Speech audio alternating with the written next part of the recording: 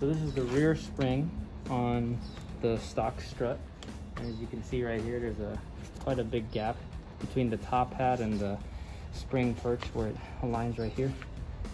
So you can see it's kind of still loose in there, but supposedly that's normal because the spring is actually shorter.